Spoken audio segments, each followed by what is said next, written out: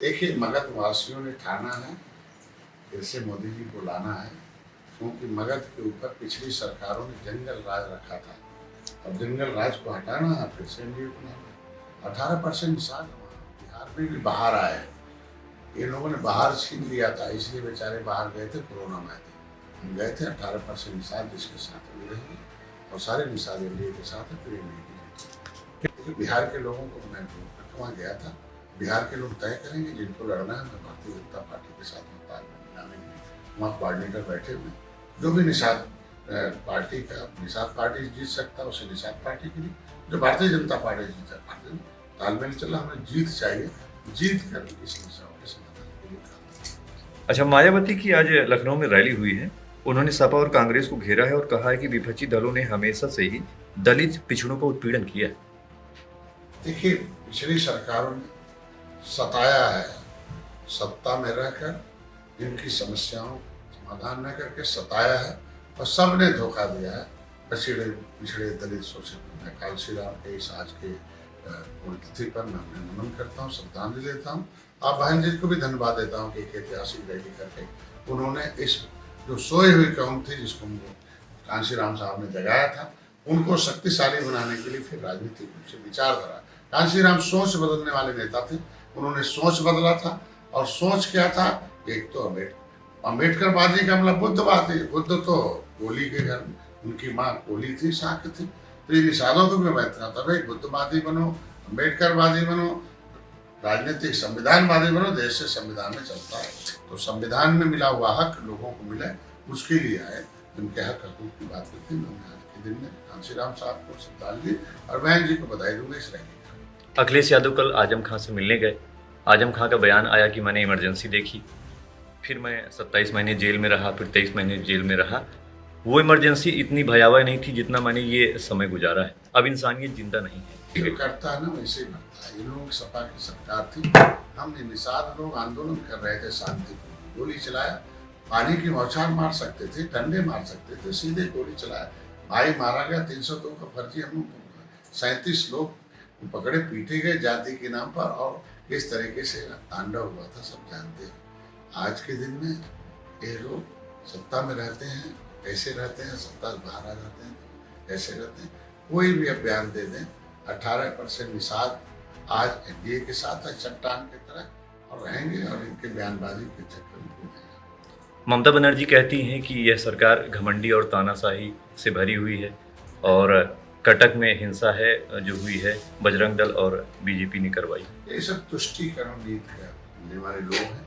ये हमारी सरकार संतुष्टीकरण की नीति। संतुष्टि कैसे होगा? जब शिक्षा, स्वास्थ्य, रोजगार देंगे। इन लोगों ने मुसलमानों को लूट लेकर बेचारों को दरिद्र बना दिया। सच्चर कमेटी की रिपोर्ट कहती है मुसलमान सबसे ज्यादा गरीब है, उनके यहाँ SC ST से ज्यादा गरीबी ये बढ़ाएंगे, मकान इलाज हम लोग देंगे, सब हम देंगे। इस तरीके से मुसलमान बाजार नहीं आने वाला है।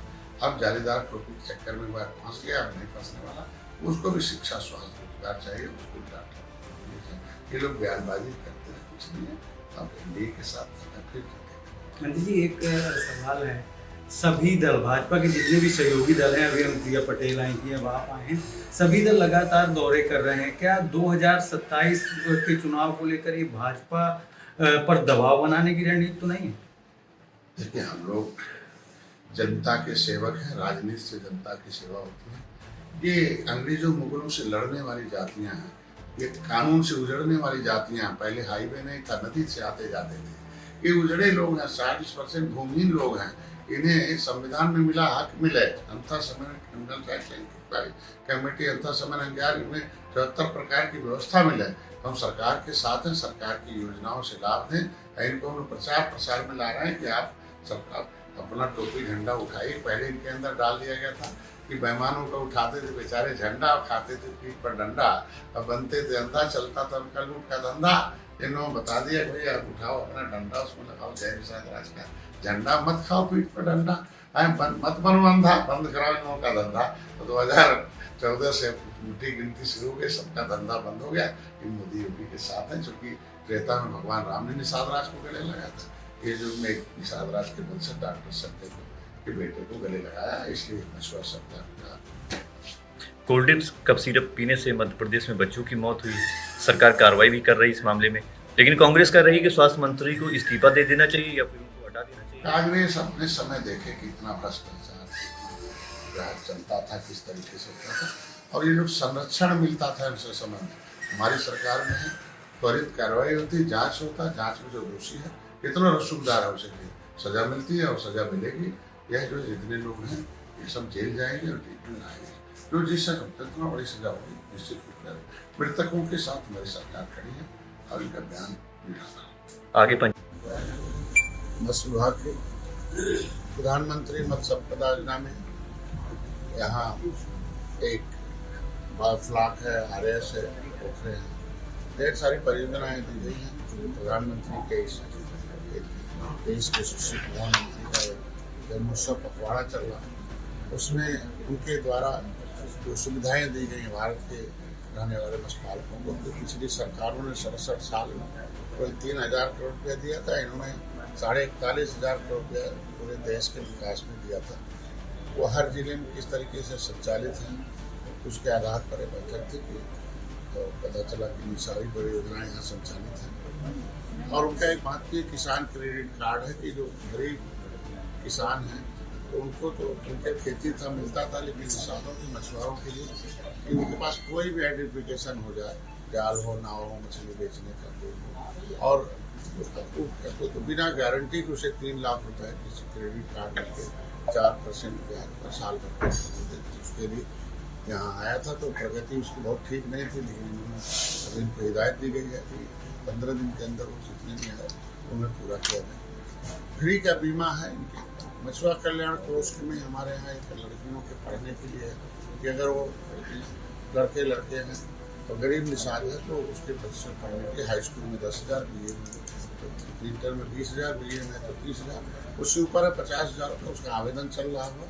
और वो जिसका आय 3 लाख से कम है वो अपने बच्चों को पढ़ाई के लिए पैसा अनुदान हम मुख्यमंत्री संपदा योजना दे रहे हैं। उनकी बेटी की शादी के लिए अगर 3 लाख से कम आया है तो 1 लाख रुपये उसको दे देते हैं। वो किसी को पकड़ने की जरूरत नहीं, मोबाइल से ही है।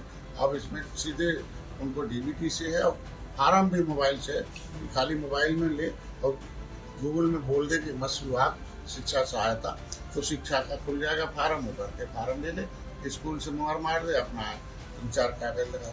मत्स्य उत्तर प्रदेश मत्स्य विभाग वैवाहिक सहायता टाइप कर ले, आ जाएगा, तुरंत फार्म भर दे, अपने लेने लड़के लड़की का रजिस्टर्ड एग्रीमेंट करा दे। उसमें चिकित्सा के लिए है कि किसी को निषाद जिसके पास आयुष्मान भारत कार्ड नहीं है, ऐसे सभी मत्स्य पालकों के लिए कि वह जाए जहाँ आयुष्मान भारत कार्ड का इलाज होता है वहाँ भर्ती हो जाए 7 दिन, तो 5 लाख का उसका हम इलाज कराते हैं। ऐसे बहुत देश में है, हमें चाहे उसका प्रचार प्रसार हो, इसलिए उनके लिए हम ट्रेनिंग करवा रहे हैं। और यहाँ क्योंकि हमारे पोखरा जो पट्टे हैं पहले माफिया लेते थे, तो उसको मैंने 25 खंड में, इसको 35 खंडों में है, जो और डबना है।